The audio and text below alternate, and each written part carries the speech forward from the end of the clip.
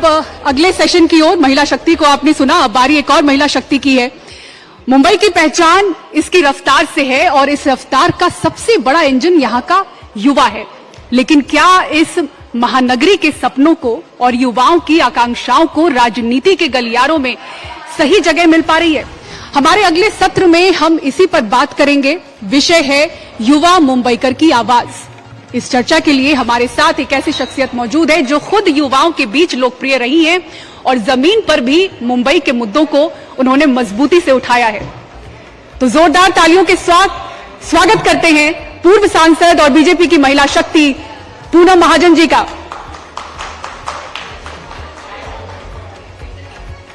आइए मैम। और पूनम महाजन जी के साथ संवाद को आगे बढ़ाएंगे एनडीटीवी की senior executive editor prime time anchor Sucharita Kukreti.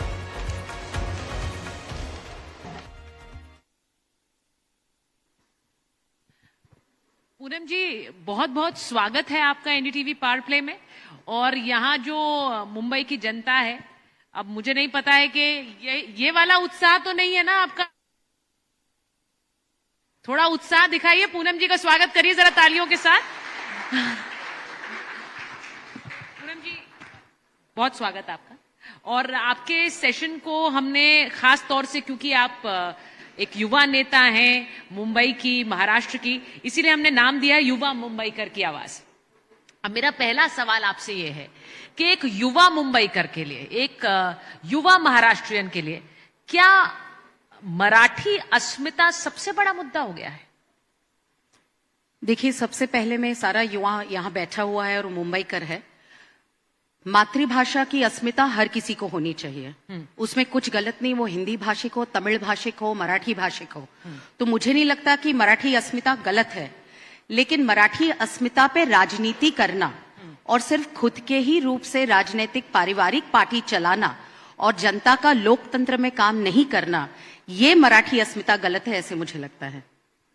नहीं, मराठी, मैंने जो सवाल पूछा वो आपने शायद डक कर दिया। क्या मराठी अस्मिता एक युवा के लिए सबसे बड़ा मुद्दा है बीएमसी चुनाव में? सबसे बड़ा नहीं है, फिर से मैं कहती हूं। मातृभाषा का सम्मान, जहां पे हम रहते हैं उसका सम्मान, मुझे लगता है यहाँ का युवा करता ही रहता है। और यहाँ पे बैठा हुआ युवा ये नहीं कहेगा कि मैं मराठी नहीं बोलूंगा, कहेगा मैं महाराष्ट्र में हूं, मराठी ये करूं। तो मराठी अस्मिता मुद्दा है, लेकिन वो मुद्दा राजनीतिक करना ये कहां तक उचित है, ये तो आप जानती है कि किस रूप से। मैं इसलिए कह रही थी, परिवार सिर्फ वो राजनीतिक मुद्दा कर रहे हैं। मराठी अस्मिता होनी चाहिए, लेकिन उसकी राजनीति नहीं। अच्छा, आपके प्रतिद्वंदी उसके ऊपर राजनीति कर रहे हैं और आप लोग उस पर राजनीति नहीं कर रहे हैं, क्या ये कहना चाह रही हैं? नहीं, बिल्कुल मैं कह रही हूँ कि मराठी अस्मिता ये सिर्फ चुनाव का मुद्दा नहीं होना चाहिए, वो रोजमर्रा का मुद्दा होना चाहिए। हाँ, जो भूमिपुत्र है, मराठी है, जो मुंबई जिस प्रकार से बढ़ती जा रही है, यहाँ पे रहने वाला मुंबईकर है, और अभी कोई मुंबईकर दूसरी तीसरी पीढ़ी वाला है यहाँ पे रहने वाला, वो भी उतना ही मराठी है जितना मराठी मानुस है। तो मुझे लगता है किसी को यहाँ पे दिक्कत तो होगी नहीं कि वो मराठी मानुस नहीं है बोलने के लिए। तो राजनीति कोई और कर रहा है। हम चाहते हैं कि मुंबई के लोगों का विकास, और मुंबई मेट्रोपॉलिटन रीजन में जो आने वाली महानगर निगम के चुनाव है, 29 में से 9 तो हमारी है, जो सिर्फ मुंबई और आजू बाजू के इलाके का विकास तो करेगी, लेकिन उससे महाराष्ट्र और देश की इकोनॉमिक स्ट्रेंथ के लिए और ज्यादा बेहतर होगा। देखिए, क्योंकि आप एक युवा नेत्री हैं, इसलिए सवाल ज्यादा लाजमी है, क्योंकि म्यूनिसिपल पोल्स हैं, यहाँ पर मुद्दा होना चाहिए बिजली, पानी, सड़क, मुंबई का ट्रैफिक। लेकिन मुद्दा आपको लगता है कि मराठी, गैर मराठी, हिंदू मेयर, मुस्लिम मेयर, ये बन गया है? मैं मानती हूँ ये मुद्दा ऑपोजिशन ने बिल्कुल बनाया है। आपने नहीं बनाया है? नहीं, बिल्कुल नहीं। क्योंकि आप देखिए, जिस प्रकार से मुख्यमंत्री देवेंद्र फडणवीस जब 2014 में मुख्यमंत्री बने पहली बार, हमारा फोकस ही मुंबई मेट्रोपॉलिटन रीजन जो है, मुंबई मेट्रोपॉलिटन रीजन, एमएमआर, फिर महाराष्ट्र में क्या काम कर रहे हैं। मैं खुद उनके साथ 5 साल उस रूप से काम कर चुकी हूँ। एवरीथिंग इज कॉन्सेंट्रेटेड ऑन विकास, कि हम डेवलपमेंट कैसे करें, आने वाली जिस रूप से संख्या बढ़ती जा रही है मुंबई की और मुंबई के आजू बाजू के इलाके की, और हमारे लिए वही मुद्दा है। सड़क ठीक होनी चाहिए, सुरक्षा चाहिए, शिक्षा चाहिए, पानी घर तक पहुंचना चाहिए, वो साफ पानी होना चाहिए। मुंबई वर्ल्ड क्लास सिटी तभी बनेगी कि ये छोटी छोटी बातों में हमें पूरी तरह मैंडेट मिले और हम पूरा काम कर सके। तो हमारे लिए मुद्दा विकास ही है। हम यहाँ वहां बरगला के यहाँ वहां भटकना नहीं चाहते। 100% हिंदू मराठी मेयर बनेगा, वो भी तो कह रहे हैं, वो भी तो वही पिचिंग कर रहे हैं। हम पिच विकास कर रहे हैं। हम कह रहे हैं भूमिपुत्र मराठी हिंदू मुंबई का मेयर बनेगा या बनेगी, लेकिन उसके साथ हम ये भी कहना चाहते हैं कि उस मेयर, उस महापौर के साथ हम मुंबई का विकास करना चाहते हैं। विकास का तो मुद्दा ही नहीं निकलता। ये सिर्फ 2-4 मुद्दे करके यहां वहां से बरगला के, मैं वही कह रही हूँ, डाइवर्ट कर रहे हैं विषय को। इतने साल से आपने क्या किया है, सवालिया निशान का जवाब देते हुए फिर वो अस्मिता, हिंदू मुस्लिम, ये वो यही करते जाते हैं। तो दुख की बात यह है कि मैं उनको भी कहना चाहती हूँ, ये अस्तित्व की लड़ाई मराठी अस्मिता की है या खुद के परिवार की है, उस सवाल का वो पहले जवाब दे। अच्छा, आप कह रही हैं कि विकास मुद्दा है, 15 तारीख को वोट डाले जाएंगे, और अभी तक एक जो रोड मैप होता है बीजेपी ने वो नहीं दिया है। एक मैनिफेस्टो अगर मैं कहूं कि लोगों के सामने आप एक संकल्प पत्र रखें कि हम ये करेंगे, वो अभी तक आप लोगों ने रखा नहीं। वो अभी आधे घंटे में रिलीज हो रहा तो है। आपको लग नहीं रहा लेट हो गया थोड़ा? नहीं, मैनिफेस्टो लोगों को दिखाने के लिए। देखिए, विकास मुंबई का आप देख रहे हैं, जिस प्रकार से मेट्रो, कोस्टल रोड, मुंबई के लिए इंटीग्रेटेड। देखिए, मुंबई की सबसे बड़ी जरूरत क्या है? कम्युनिकेशन। क्योंकि मुंबई बहुत लंबी बढ़ती जा रही है, रास्ते छोटे हैं, तो हम उसको किस रूप से उसको कम्युनिकेशन में बढ़ाए कि एक टिकट पे आप बस, ऑटो, मेट्रो, ट्रेन का सारा सफर करें। Everything is all about integration और क्वालिटी कंट्रोल। तो इस रूप को हम साथ में देखते जा रहे हैं और ये काम करते जा रहे हैं। आप देखिए, आप मुंबई में आई हैं, आपने देखा होगा कि मुंबई का विकास हो रहा है। जिस रूप से मेट्रो लाइनें आप यहाँ पे हैं, जो बढ़ रही है, आगे जाके कुर्ला जा रही है, कुर्ला से चेंबूर जा रही है, तो ये सारा काम 2.5 साल रुक गया था, फिर से हमने शुरू कर दिया। तो इसका मतलब आप समझिए 2019 से 2022 तक मेट्रो, बुलेट ट्रेन, ये सारे काम रुके क्यों थे? जब आप मुंबई के विकास के बारे में बात करते तो हैं, उद्धव ठाकरे की पार्टी भी लेती है, लेकिन वही तो मुख्यमंत्री थे। हाँ। जब वो मुख्यमंत्री थे तो उन्होंने ये विकास के मुद्दे क्यों रुकाए? फिर से मराठी अस्मिता याद है? क्योंकि आपके पास सवालों का जवाब नहीं है। तो आप मुंबई में रहने वाले युवा यहाँ पे बैठे हैं, वो क्या चाहते हैं? मैं कॉलेज समय पे बैठूं, मेरा सपना, मेरा खुद का सपना, मेरे देश के साथ सपना जुड़े, my job, my security, my roads, my city, my cleanliness, इस पे ध्यान दें। और आने वाले समय में जब ये विश्व में घूमते हैं, वैसा ही मेरा शहर हो, तो उसमें कोई गलत बात नहीं। जब हम चौथी आर्थिक महासत्ता बने हैं भारत, तो अपेक्षा भी शहरों से वही होगी। और हम काम कर रहे हैं। जब सरकार आई है, 2.5 साल का बीच का जो रफ पैच था महाराष्ट्र के, उसके बाद वो हम वही काम कर रहे हैं। लेकिन फिर से मैं कह रही हूं कि विकास का तो मुद्दा और रोड मैप रोज दिख रहा है। मुख्यमंत्री फडणवीस आपके सामने दिखा रहे कि मैं रोज क्या कर रहा हूं। सीएम वॉर रूम अपना रोड मैप पूरी आपके सामने दिखाते हैं, हम क्या काम करें। सिर्फ मुंबई नहीं, मुंबई मेट्रोपॉलिटन रीजन और बाकी जो महाराष्ट्र के शहर वो भी है, उन शहरों का विकास कैसे हो। हम थोड़ी कह रहे हैं इस और उस बरगलाने पे कि मेरे परिवार में मेरे बच्चों का क्या होगा, मेरे परिवार की राजनीति कैसी होगी, वो कैसे जाएगा। It is all about road map for Maharashtra. इससे आगे हम न राजनीति, न दाएं मोड़ना चाहते हैं, न बाएं। तो आपको लग रहा है कि जो ये जो रीयूनाइट हुए हैं दोनों भाई, ये दोनों ही अपने बच्चों के लिए रीयूनाइट हुए? देखिए, ये जो उनकी अलायंस है, वो alliance of convenience and survival है। ये मुझे लगता है युवा भी जानता है, क्योंकि 20 साल एक दूसरे का, देखिए भाई एक साथ आए, बहुत अच्छी बात है। परिवार में सबने अपने साथ रहना चाहिए, यही भारत की संस्कृति है। पर जब आप साथ राजनीतिक रूप से खुद के सर्वाइवल के लिए, खुद को बचाने के लिए, या खुद की राजनीतिक रूप से हमारा आगे वाली पीढ़ियों का क्या होगा, ये समझ के जब आप सोचते हैं, जनता इतनी तो नादान तो है नहीं, इसलिए जनता ने हमें महाराष्ट्र में प्यार दिया। जनता सब समझती है कि जिस रूप से ये अलायंस साथ में आई है, कहीं ना कहीं जाके अंधकार दिख रहा था, इसलिए एक दूसरे का हाथ लेके आगे बढ़ना चाहते हैं। तो अजीत दादा भी इसीलिए अपने चाचा के साथ जा रहे हैं, वो भी तो अलायंस कर रहे हैं वहां। देखिए, अजीत दादा अलायंस उनके साथ नहीं, पुणे में अपना काम कर रहे हैं और उनकी अलायंस उनके परिवार के साथ है। तो वो अपना अलायंस कर रहे हैं। उसमें उदाहरण भी दूंगी कैसे होता है। कभी कभी जब नगर वो निगम अलायंस से, कर रहे हैं तो ठीक है, ये अलायंस कर रहे हैं तो ये सत्ता के लिए। मैं थोड़ी गलत कह रही हूँ, मैं तो कह रही हूँ भाई साथ में आए, मुझे क्या प्रॉब्लम है भाई साथ में। कल मैं अपने भाई के साथ रहूंगी, वो अपने भाई के साथ रहेंगे, गलत कुछ नहीं है। आप राजनीतिक उसका परिप्रेक्ष्य बता रही है, इसलिए मैं कह रही हूँ। और वो पुणे में भी अजीत दादा का परिप्रेक्ष्य राजनीतिक होगा। लेकिन कभी कभी जब हमारी अलायंस के बारे में कहा जाता है, मुझे प्रमोद जी का एक पुराना वाक्य याद है। ऐसे ही 1995 के बाद शिवसेना भारतीय जनता पार्टी की जब सरकार थी, तभी छत्रपति संभाजी नगर में अलायंस हमारी थी नहीं, क्योंकि नगर निगम के चुनाव में पार्टी बड़ी होती है, तो हर कार्यकर्ता चाहता है कि हम भी लड़े, हम भी वहां पे काम करें।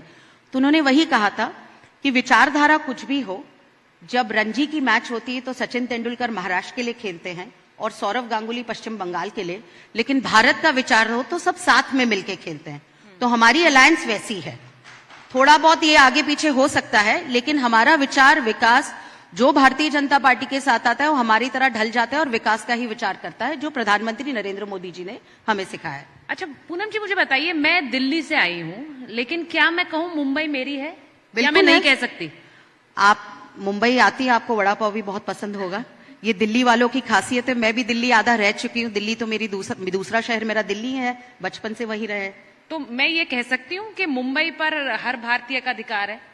पूरे देश में हर भारतीय का अधिकार है भैया। आई मीन आप इसको राजनीतिक रूप से ना लेते हुए, भारत में कोई कहीं धारा 370 लगी है क्या कहीं? मैं ये सवाल इसलिए पूछ रही हूँ कि जब आपके एक नेता अन्नमलई आके यहाँ पर कहते हैं कि मुंबई सिर्फ महाराष्ट्र की नहीं है, Mumbai is an international city, तो मुझे ऐसा लगता है कि उन्होंने मुंबई की एक पिचिंग की, उन्होंने मुंबई को एक अंतर्राष्ट्रीय दर्जा दिया और उस पर यहाँ इतनी राजनीति हो गई। आपको लगता है इससे युवा कनेक्ट कर रहा है मुंबई का?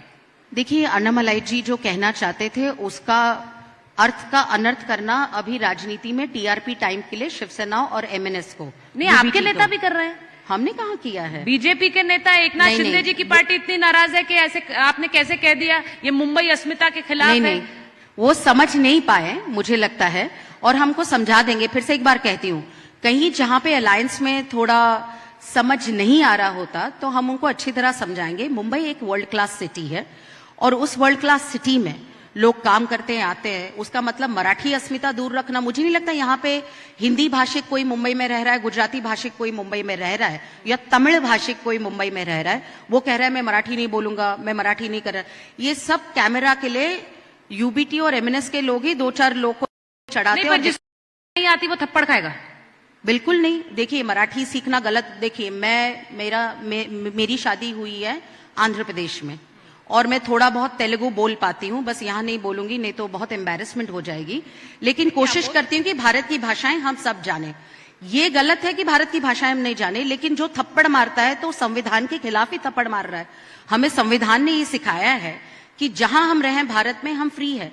देखिए, मैं मराठी भाषिक हूँ, मेरी शिक्षा मराठी में हूँ। मेरे पिताजी कहते थे, मेरी हिंदी भी ठीक ठाक है, कोई बहुत जबरदस्त नहीं है लेकिन ठीक ठाक है। मेरी अंग्रेजी ठीक है, मैं सोचती मराठी में हूँ।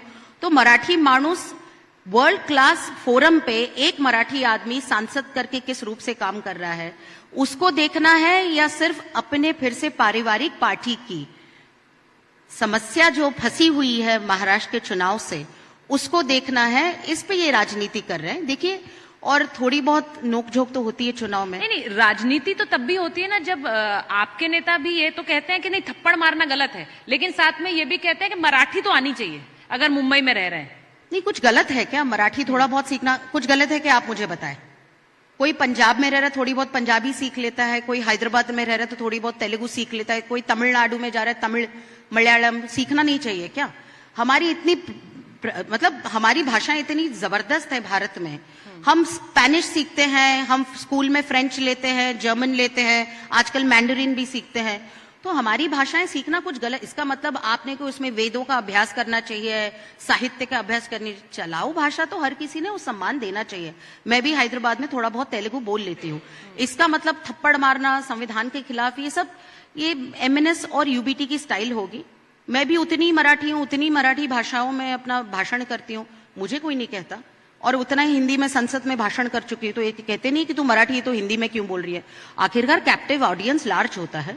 तो आप जब ये कहती हैं कि अन्नमलई ने सही कहा कि ये इंटरनेशनल सिटी है, ये इंटरनेशनल मुंबई इंटरनेशनल प्लेस है, लेकिन इसी के साथ साथ अगर मेयर होगा तो वो मराठी ही होना चाहिए। देखिए, अन्नामलाई ने सही कहा की जगह पे मैं कहूंगी उनका मिस इंटरप्रिटेशन हुआ है। अच्छा, मैं नहीं कहा है? नहीं, he said international. Mumbai international city नहीं है क्या? हम उसको वर्ल्ड क्लास सिटी बनाना नहीं चाहते तो आप सही कहने से क्यों पीछे जा रही हैं? नहीं, मैं कह रही हूँ सही कहा ना अन्नामलई ने जो कहा। सो इंटरनेशनल मिस इंटरप्रिटेशन के बारे में कह रही हूँ कि कोई और कर रहा हो तो मैं उनको समझाना चाहती हूँ। दूसरी बात, आप जब मुंबई के बारे में बात करते हैं, देखिए मुंबई में मराठी भाषिक होना चाहिए कि नहीं मेयर? बिल्कुल होना चाहिए। और उसमें गलत क्या है? भूमिपुत्र मराठी है, वो मराठी महाराष्ट्र में रहता है, तो ये राजनीतिक मुद्दा होना ही नहीं चाहिए। ये मुद्दा हर किसी के लिए क्लियर है।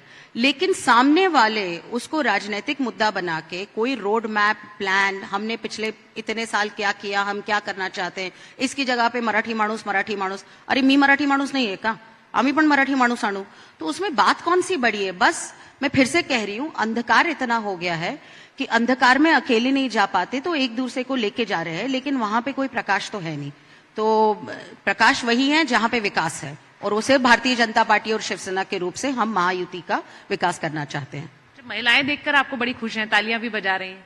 Thank you. तो पॉपुलैरिटी आपकी दिखाती है। मुझे ये बताइए पूनम जी, आपके जो पिताजी थे वो बहुत बड़े स्ट्रैटेजिस्ट भी पार्टी के लिए थे। आपको क्या लगता है कि बीजेपी अपने दम पर कभी बीएमसी जीत पाएगी? देखिए, कभी कभी राजनीतिक गणित, हमारी राष्ट्रीय पार्टी है, लेकिन महाराष्ट्र से हर चीज की शुरुआत हुई है। मेरे पिताजी मराठी थे, मराठवाड़ा से थे, जो दूर दराज का इलाका है महाराष्ट्र का, लेकिन हर वक्त राष्ट्रीय परिप्रेक्ष्य में हमने पार्टी को देखा है और हर प्रदेश की भाषाओं को उसका सम्मान करने के लिए हमें सिखाया गया है। मुंबई चाहती है, लेकिन अभी हम अलायंस में हैं, और हम इसको मराठी में युति धर्म कहते हैं कि अलायंस का एक धर्म होता है, उसको लेके हम साथ में चलना चाहते हैं और साथ में काम करना चाहते हैं। भारतीय जनता पार्टी का कार्यकर्ता चाहेगा कि भारतीय जनता पार्टी की एक हाथ से सत्ता हो, लेकिन हम चाहते हैं कि ये गणित ठीक रहे, साथ में मिलकर काम करें। लेकिन ड्राइविंग इंजन में ड्राइवर भी भाजपा का ही होगा, साथ में को पायलट शिवसेना का होगा, लेकिन ये उड़ान तो हम मुंबई के लिए अच्छी ही भरेंगे, ये मुझे लगता है। मतलब आप कह रही हैं कि मेयर जो होगा वो बीजेपी का ही होगा? अभी आंकड़ों के हिसाब से तो आंकड़े भाजपा ज्यादा लड़ रही है, तो गणित भी वही दिख रहा है, और मैं अपेक्षा करती हूँ कि मेयर भाजपा का ही होगा उस रूप से, और डेप्यूटी मेयर शिवसेना का होगा। नहीं, आप उम्मीद कर रही हैं या आप कह रही हैं कि बीजेपी का ही होगा? मैं निर्णायक स्थिति में यहाँ पे बैठ के नहीं कह सकती, क्योंकि हाँ। ये मेरे लिए गलत होगा, क्योंकि मेरे मुख्यमंत्री जो कहेंगे वो कहूंगी, लेकिन मैं कार्यकर्ता के रूप से कहती हूँ कि मुंबई में भाजपा का मेयर और शिवसेना का डिप्टी मेयर हो सकता है, और बहुत सारी ऐसी चीजें हैं उसमें हम काम करेंगे। तो अगर ये बीएमसी चुनाव आपकी अलायंस जीतती है तो आप इसका क्रेडिट देवेंद्र फडणवीस को देंगे? मुझे लगता है भारतीय जनता पार्टी में क्रेडिट पहले हम कार्यकर्ताओं से शुरू करते हैं, और सबसे पहले क्रेडिट हम जनता को देते हैं कि जनता ने समझदारी में हमको प्यार दिया, जो मेरा विश्वास है आप देंगे। दूसरी जरूरी बात, जिसने काम किया है बूथ लेवल से लेके भारतीय जनता पार्टी का कार्यकर्ता जो काम कर रहा है, फिर महायुति का कार्यकर्ता, और फिर उसके बाद हमारे मुख्यमंत्री जिन्होंने मुंबई के लिए और महाराष्ट्र के लिए जो काम किया है, जो रोड मैप रखा है, जिस रूप से मुंबई महाराष्ट्र आगे बढ़ रही है, और जो इन्वेस्टमेंट महाराष्ट्र में आ रही है, तो बिल्कुल, और जो लीड कर रहे हैं वो ये चुनाव बहुत अच्छे रूप से, उम्दा रूप से लीड कर रहे हैं, तो हम उनको भी धन्यवाद करेंगे, और शिंदे साहब को, क्योंकि हमारे अलायंस पार्टनर है, वो एक लीडर है। तो ये सारा साथ में मिलके काम करने का हमारा अलायंस है, और वो जीतने की कगार पे ये भी दिख रहा है।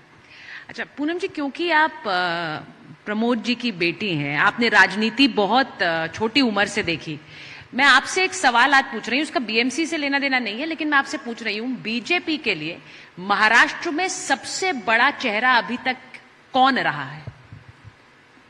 देखिए, ये सवाल बहुत ही, मतलब मैं फिर सालों से, मैं उसका बहुत लंबा विवरण मुझे देना पड़ेगा। मैंने वो सालों से ही पूछा है कि इतने दशकों में आपको क्या लगता है, who is the tallest leader that BJP has produced in Maharashtra?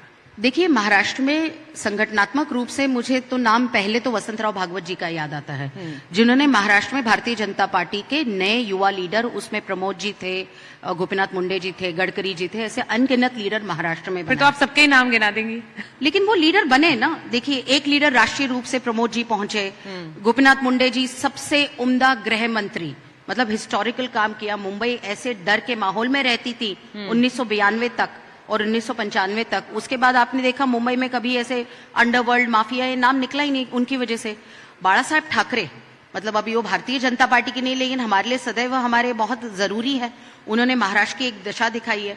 तो मैं प्रमोद जी से लेके, मुंडे जी से लेके, और कांग्रेस में एक दो अच्छे उम्दा नेता है। महाराष्ट्र की राजनीति भाजपा के रूप से देखूं तो अच्छा नहीं लगेगा मैं अपने पिताजी का नाम लूं, लेकिन ऐसे बहुत सारे नेतृत्व है। लेकिन महाराष्ट्र की एक भूमि है जो संस्कृति के रूप से आगे बढ़ती है। मुझे लगता है महाराष्ट्र कॉस्मोपॉलिटन है, मराठी मानुस हर किसी को अपना समझ के उसको संभाल लेता है। तो ये महाराष्ट्र की खासियत है पूरे देश में कि हम नेता अच्छा चुनते हैं और भारत में उनका बहुत अच्छा सम्मान होता है। और आज युवाओं में देखूं तो देवेंद्र फडणवीस, जिन्होंने महाराष्ट्र की बागडोर बहुत अच्छे रूप से संभाली है। ठीक है, तो आपने काफी सारे नाम ले दिए। मैं चाह रही थी एक नाम आप उस पर मोहर लगा पाए, लेकिन शायद एक कार्यकर्ता के रूप में वो आपके लिए मुश्किल भी होगा। पर पूनम जी, क्योंकि युवा वोटर हैं और बीएमसी का चुनाव है, आप एक युवा नेत्री हैं, आप कोई अपने वोटर से कुछ कहना चाहेंगी कि बीएमसी में क्यों बीजेपी का आना चाहिए? सबसे पहले यहाँ पे मेरे बहुत सारे युवा और जेनजी वोटर बैठे हुए हैं। उनकी अपेक्षाएं हमसे बहुत ज्यादा है और जो आदमी ज्यादा काम करता है उससे ही अपेक्षा रखी जाती है। तो I do not find this very difficult. हम यहाँ पे काम करने के लिए आए हैं और हर कोई युवा आजकल 2014 से मैंने एक पैटर्न देखा है कि वो अपने वोट को बहुत उम्दा समझता है और वो जानता है कि मेरा एक वोट बहुत जरूरी है और वोटिंग के प्रति अभी उदासीनता नहीं रही है। वोटिंग के प्रति एक बहुत अच्छा उम्दा माहौल रहा है, लेकिन कहीं ना कहीं जाके मुंबई शहर थोड़ा वीकेंड आ जाता है तो भटक जाता है, क्योंकि इतना मेहनत करते हैं मुंबई कर। बट मैं आज मुंबई के लोगों को कहना चाहती हूँ, ये चुनाव जो है, this election is very important. ये चुनाव मुंबई की फ्यूचर के लिए बहुत ही जरूरी, महत्वपूर्ण और आपके फ्यूचर के लिए बहुत ही जरूर चुनाव है। इस चुनाव में आपका हर एक वोट, आपका मत आने वाले समय में मुंबई की पूरे विश्व में जो हम उम्दा रूप से मुंबई को आगे ले जाना चाहते हैं, हमारी इकोनॉमिक फाइनेंशियल कैपिटल है जो महाराष्ट्र को और भारत को आगे बढ़ा रही है, उस सबको आप ही ताकत देने वाले हैं। And your future is very important to us. But एक दिन आप वोट दीजिए, अगले 5 साल हमारा विश्वास रखिए, हम आपके लिए फिर से विकास और अच्छे रूप से काम करेंगे। Just come out and vote, that is very important to us. Thank you. To the power of Mumbai people. बहुत बहुत धन्यवाद पूनम जी, हमसे बात करने के लिए और एनडीटीवी पावर प्ले का हिस्सा बनने के लिए। बहुत धन्यवाद।